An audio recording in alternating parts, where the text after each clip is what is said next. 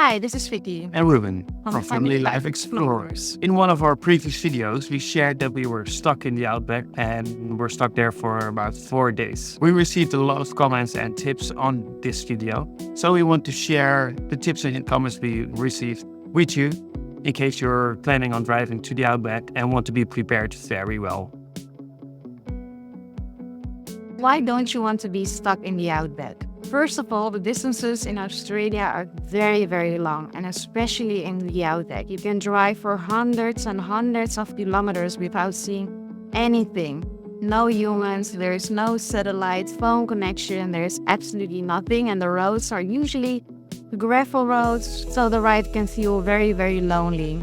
You might see many animals, and some of those animals are also pretty dangerous, so if you get stuck there and something happens, not a good thing. And then you have to keep in mind of the weather, because when it's hot weather, it can get very, very hot. And sometimes it's even very, very humid. So it's unpleasant to be stuck in the Outback only with your car there and nothing else. We have many tips for you to think about when you go out there driving through the Outback.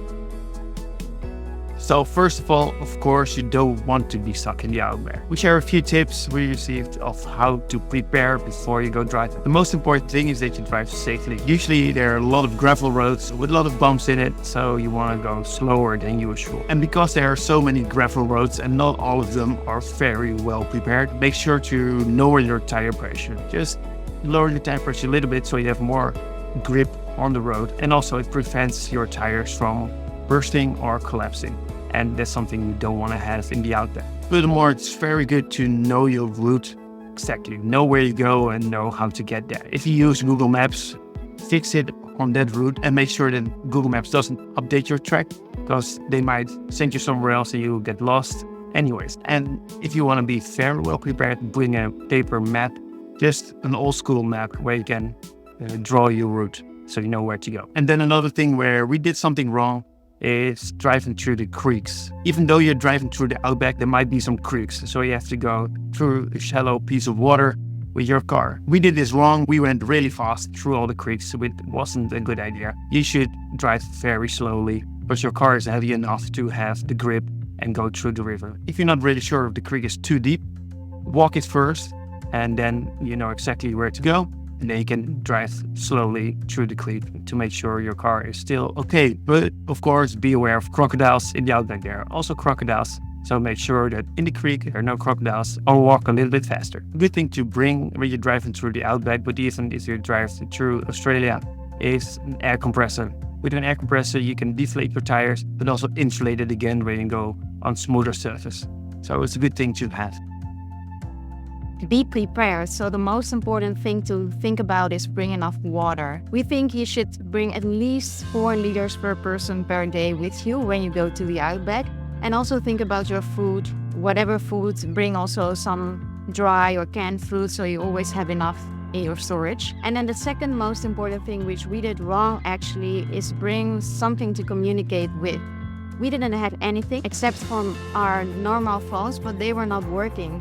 So you will need a satellite phone to communicate with the outside world. There are several options. Most Australian people who travel around, we notice they are using the Starlink system from Elon Musk, which is amazing. You can connect with the stars and you always have internet connection and actually phone connection via the satellite phone. So that is of course the best thing to do. In order to get that installed, you need to think about your battery system and stuff like that. So for us, this is not a good solution, but we chose to buy one of those little satellite phones, and Garmin has one. It's the Garmin InReach. It's absolutely amazing. It's not that expensive with the safety you get from it. With this little phone, you can contact the outside world by sending them messages.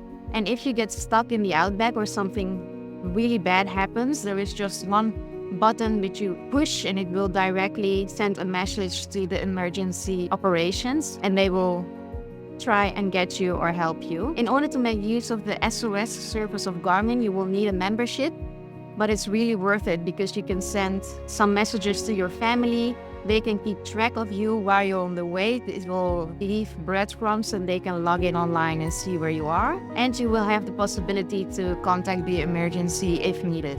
And then the most easiest thing you can do is always let someone know that you're going to travel to the Outback and where you will be going to. Maybe you can agree something that you both will be in touch again, and if that other person won't hear back for you, then they know that there's something wrong. It sounds so easy, but it's so important to do these little things so everyone know what's going on and where you are.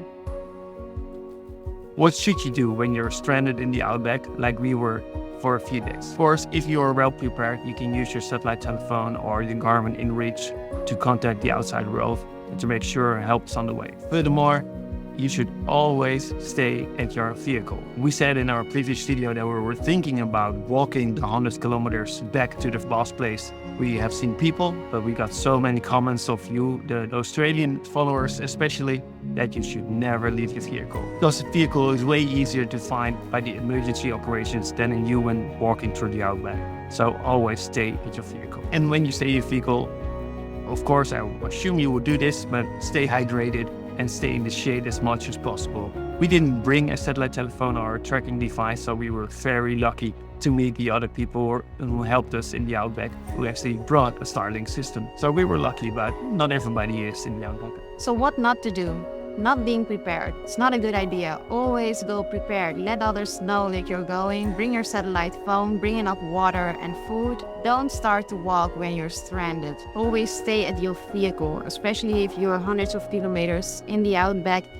Please do not start walking because you will get lost. It's very hot, very humid, and not safe. And maybe if you travel together, just stay together and don't split up. And drive very safely.